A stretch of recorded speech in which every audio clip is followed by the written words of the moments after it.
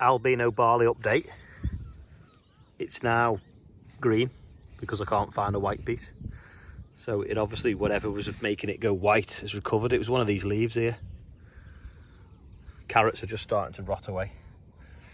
Those are seagulls here, I don't know whether they're eating the carrots. Looks okay, a bit wet. We did actually sow that bit a couple of weeks ago, but it's now flooded again because of the bit of the slope. Same over there. Drains in this field, I think a block where they go out that corner there, so we might have to cut a new one somewhere. You can tell it's wet there, the footprints of May just walking over.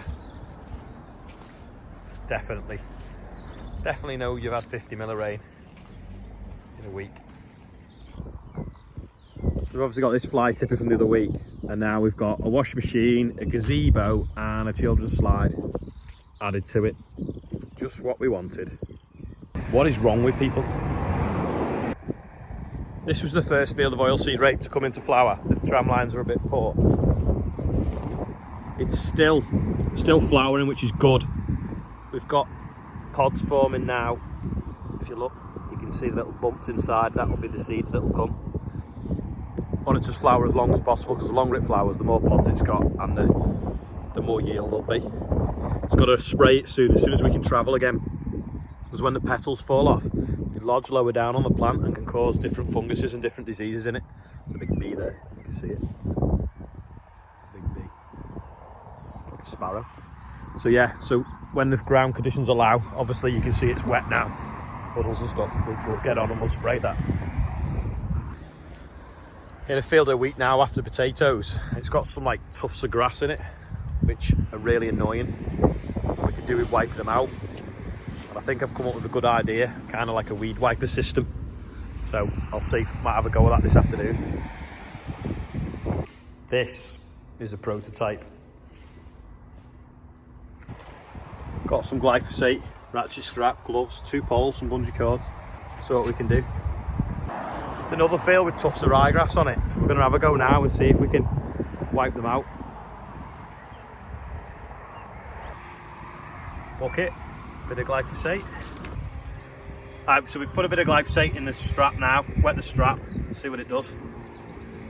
Ratchet strap weed wiper, take 1.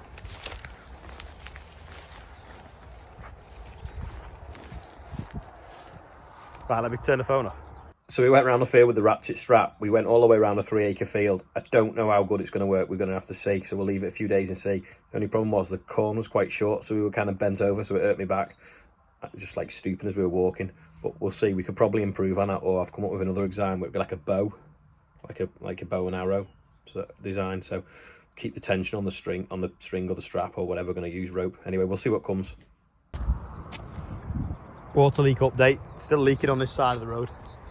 That side of the road, totally coming out everywhere now, all the way around where they've dug. The channel had got rolled in when we'd mown the grass first, so we've redug it out again because it's flooding down there and starting to get the hedge again. So hopefully it'll go back in the ditch. Gonna weld them brackets onto this bucket now, off the Merlot attachment cut up the other day. Adam's make the light bar brackets with digger, but the welder's run out of wire, so I'm just gonna change the reel now. Top tip, when you change welding wire, put the old bit in the scrap bin, otherwise people trip over it. Bateman. I think it's Danny going past. Not bad for an amateur. Hitch it on now, see what it sits, then I can put the bottom pin on then in the right place, rather than measure and mess about. Well, that gearbox not fell off today anyway. I've just been testing this bucket before I put the bottom pin on, so just put some weight in it, get it to sit in nice and tight. And I'll weld the bottom pin into it now. Yard of Merlots. Because I'd put the brackets slightly wider than the original JCB ones, so I could get plenty of meat on. They weren't quite sitting square in that corner, so just cut a little notch out. And it's all sitting nice now, so I'll put this bottom pin up here. For fact it. Bottom pin there now fit nice. Bucket bottom pins on, bit of strength to the bottom there. Just gonna get a tap now and re-tap this bolt for the holding the battery tray on because it doesn't seem to want to go in. That's Adam's light bar rail ready to go on, just letting the paint dry for his digger. That's now finished. Battery box is back on, retapped it, put a bolt through. Nice and tight so it's not wobbling and shaking. It's pretty much done, I think. All I was going to do to it now is the electrics wiring up. Pretty easy job. Maybe some stickers, wash off, and that's it. Just remembered I've got the seat cover to go on. I'll go and put that on now. It's today's quiz question and it's a bit of a memory test. Got them rings off, quite big. The seat cover's on, it's got a green stripe on it. It's better, isn't it? The ballot now. Say the white lights just need wiring up. I think it's pretty much done. Might give it a wash off. Being as how they're all sort of clean and sort of ready, I thought I'd line them all up. They're like any increasing orders. Apart from them two are the same. Should start a dealership, shouldn't I?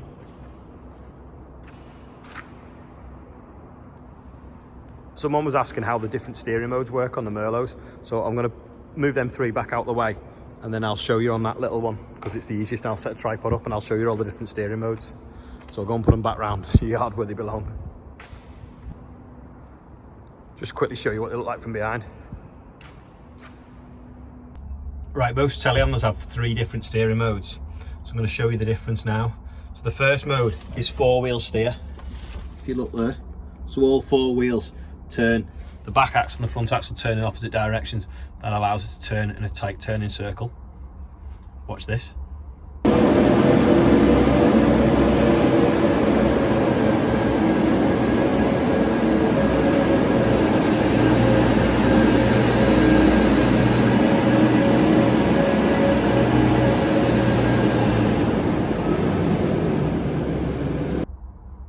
The second steering mode is just front wheel steer.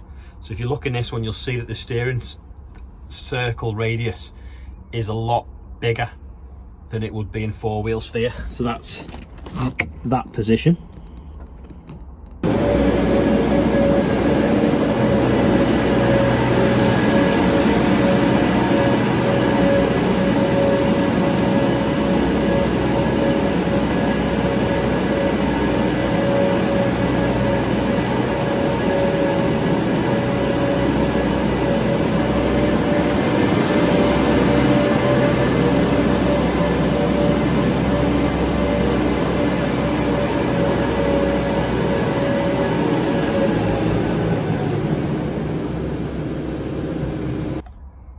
And then the other position is crab, and that's where both axles turn in the same direction and you can basically drive sideways. So I'll show you this now as well.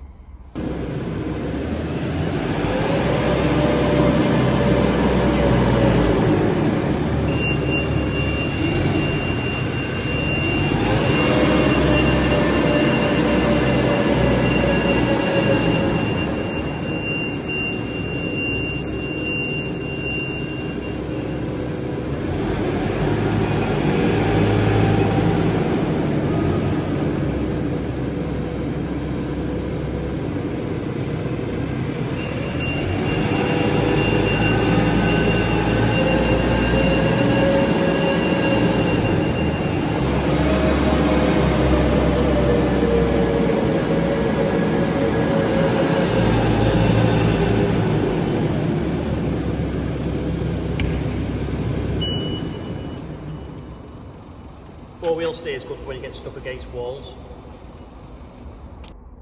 Like I say, most telehandlers are like that. That little Wacanoose we had on demo though, that didn't have 4-wheel steer. Sorry, that didn't have crab steer. It just had 4-wheel steer all the time. So that's the difference. If you've made it this far, thank you everyone that's watching. Thank you everyone that's liking it, thank you everyone that's subscribing, and also thank you everyone who's commented. Yesterday, so many good comments and different things about how people feel and their mental health and things like that. And let's see if we can get hashtag answer as a percent a thing. So when someone says, oh, how are you? You can always go, oh, I'm 20%, I'm 10%, I'm 100%, I'm 90%, whichever. And then we could change a whole thing. You know, instead of people going, oh, I'm fine. Or yeah, you okay? Yeah, go 80%. And if someone's got time, they could say, oh, why only 80? You know, and we could do this. You know, there's enough people watching this channel across the whole world and across the UK, whatever, to actually make it a real thing. And we can, if we all start doing it, we can make a difference to everyone's lives anyway. there's a bit more serious stuff from Ollie anyway. So if you want to subscribe, you can click somewhere here, and if you, or maybe there, and if you want to watch another video, it's somewhere like here or whatever anyway. Thanks for watching. Don't forget, if you've not subscribed, just click subscribe, and I'll see you all tomorrow.